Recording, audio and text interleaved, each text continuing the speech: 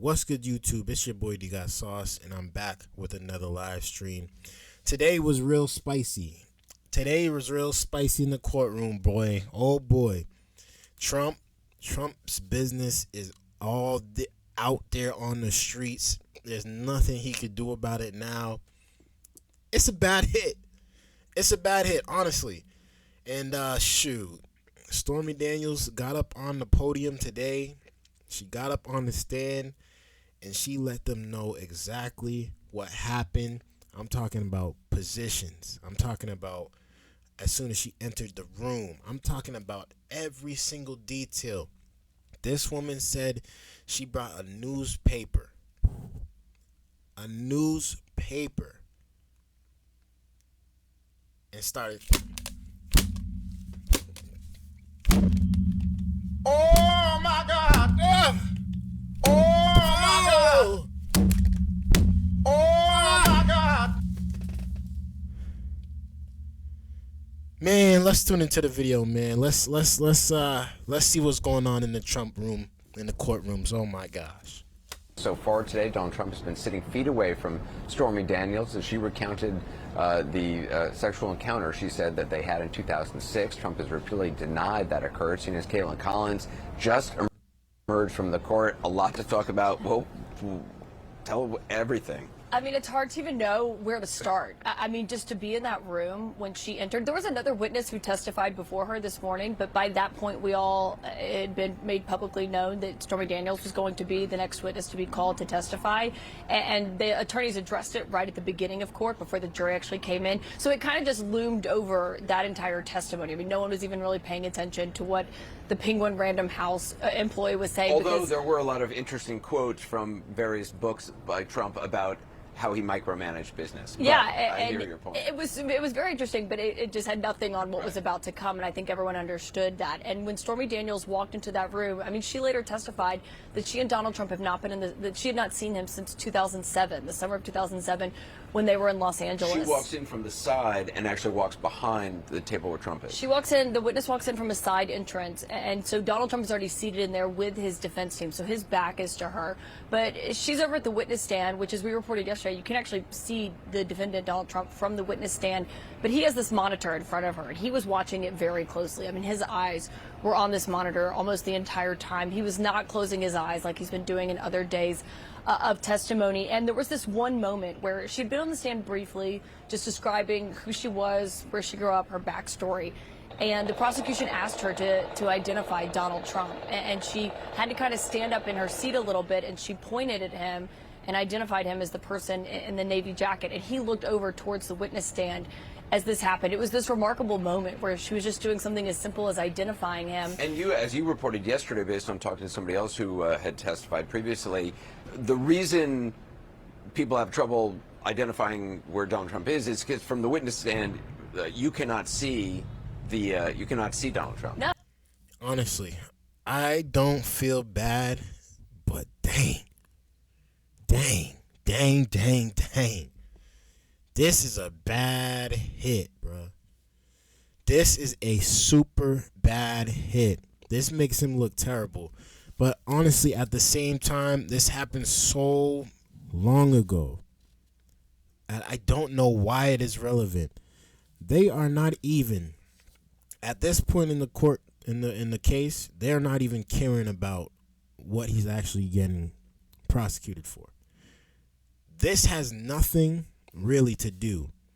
Whatever she was saying on the stand actually had nothing to do.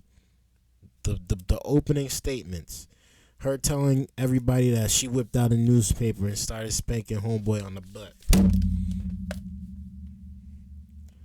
It had nothing to do with anything that he's getting prosecuted for. The only thing they needed to know was if he paid her to keep her mouth closed about their encounter. But instead, the whole entire courtroom heard and pretty much saw in their mind. They could imagine exactly how that one encounter, how it took place and what exactly happened, man. Trump's business is all out there on the streets, man. I I feel bad for this man. I feel bad for him. But let's No, continue. because I looked closer today after a witness who testified in this case told me that the judge's bench does extend out so far, and where they're kind of tucked away over by the jury and looking more directly at the prosecution. And Donald Trump is seated in the middle of his defense table with an attorney to his right. So it's not direct eye contact. That's why Trump's often looking straight ahead at this screen. But I mean, this is the biggest witness to testify easily so far in the 13 days of this trial. I think there was a lot of questions about whether or not she was actually going to take the stand, but the prosecution called her this morning. I mean, it was the most salacious details that we've seen as she went into her alleged affair with Donald Trump, which he denies to this day. More salacious, it seemed, than the judge wanted.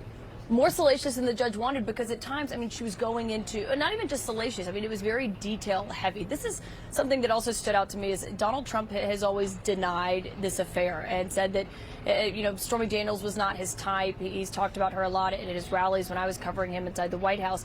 She laid out so many instances of where, not only when they met in 2006 at the Lake Tahoe golf tournament and the subsequent conversations she had, other meetings that they had, phone calls where he would call and she'd put him on speaker, and there were dozens of witnesses essentially to their interactions. Her assistant, her publicist, her boyfriend at one time drove her to What?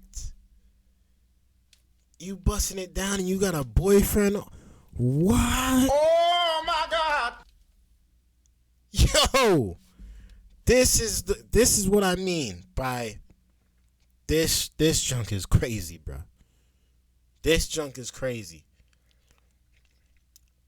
I personally, if I was in his position,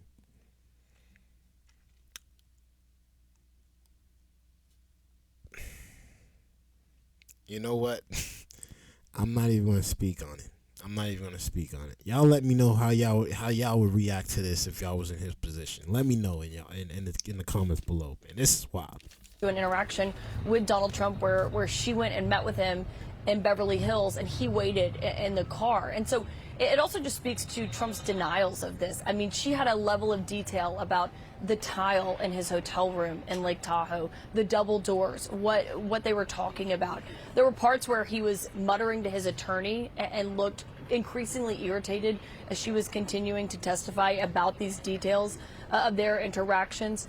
There were moments where, when the jury was out of the room and they took a break, the judge kind of scolded the prosecution and talked about the level of detail that she was going into, saying it wasn't really relevant and that she just needed to directly answer the question. And twice while she was answering her questions, that was another interaction that happened where he said, just directly answer that. You don't have to tell kind of a whole story about it. How did the jury seem to be responding to her? They were paying really close attention. And she came in, she was very conversational and casual. She did seem a bit nervous at the beginning. She was speaking very quickly as she was answering her questions, so fast that on several occasions the prosecution had to ask her to stop and to slow down because the court reporters couldn't actually get what she was saying. And so it was this fascinating moment. And then, she was going into all of... She was nervous, big time.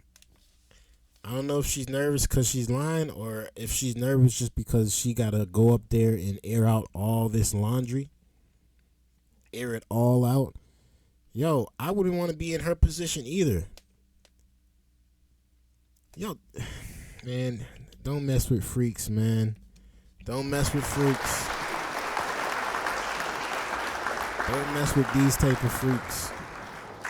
These type of freaks will get you on a very, very long court trial and court case.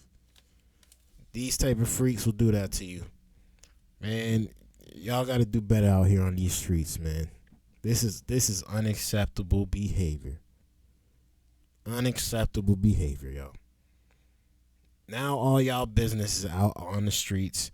This is sad. This is sad.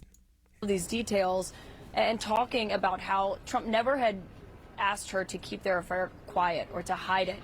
And they were clearly getting up to the point to where then the Access Hollywood tape comes out and Trump's running for president and why there was that renewed interest in her story. It seemed like she was making sort of jokes or things, laughing, saying things she thought were funny. And did the jury respond?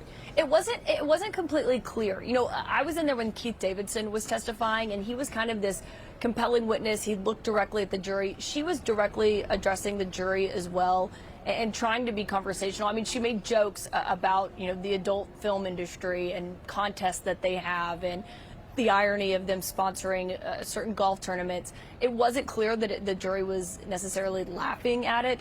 There was a moment where she was describing her first dinner with Donald Trump. And she had Keith Schiller, everyone who knows Donald Trump and has covered him, this was his longtime bodyguard. She had his contact in her phone, and his name was Keith Trump. That's how she had it saved in her phone, because she didn't know what his last name was. And she was describing going into that dinner, and she didn't necessarily want to go, she said, but her publicist encouraged her to go and said, you know, what's the worst that could happen? And she kind of laughed about that because she's now in a courtroom testifying about that very dinner and where it led to all of this. We've heard from court stenographers asking witnesses to slow down in what they say, but it seemed like that happened a lot. Not your type, huh, Trump? Not your type, huh? You a lie, you a lie, you a lie. You a lie, you a lie, you a lie. I can't believe you let her spank you with a newspaper, bruv.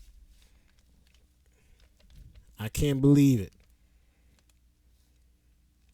All your business out here on the streets, and you supposed to be the president of the United States. Kudos to you. Well done job, man. Well done. Well done. Well done, because Stormy Daniels just ended your entire career, I think, man. I think Stormy Daniels just ruined the majority of all the votes that you was starting to reel back in. Biden's back winning, it looks like. After this one, he might be winning it. This one is a failure. I understand why you paid the hush money now, because it shouldn't have gotten this far. But you can't trust the 304. A lot of people were asking her to slow down. I counted 4 times where she was asked to slow down because she was just speaking really quickly. And, you know, there were moments where she was going into incredible detail, including that moment when she met Donald Trump in his hotel in 2006. They were supposed to have dinner. They didn't actually eat dinner, she testified. But she talked about how she went into the bathroom at one point. She was looking through, you know, his DOP kit that was in the bathroom and what products he had. And she shampoo. And Old Spice was also one of the products. And she came out. I mean, I'm telling you, this level of detail that she was going into. But she came out and she said that he was undressed on the bed, that he was in boxers and a T-shirt, and that I wrote this down because you could kind of just hear this cacophony of clicks in the courtroom because no phones are allowed, so everyone's on their phone in there. And she said that it was like the blood had rushed out of her arms and her legs, that she had been upside down. That was the feeling that she had of kind of, what did I get myself into? What is this situation that she made clear he didn't force her to do anything.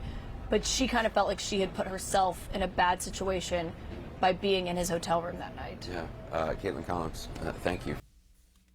Yo, man. Yo. Wild behavior, Trump.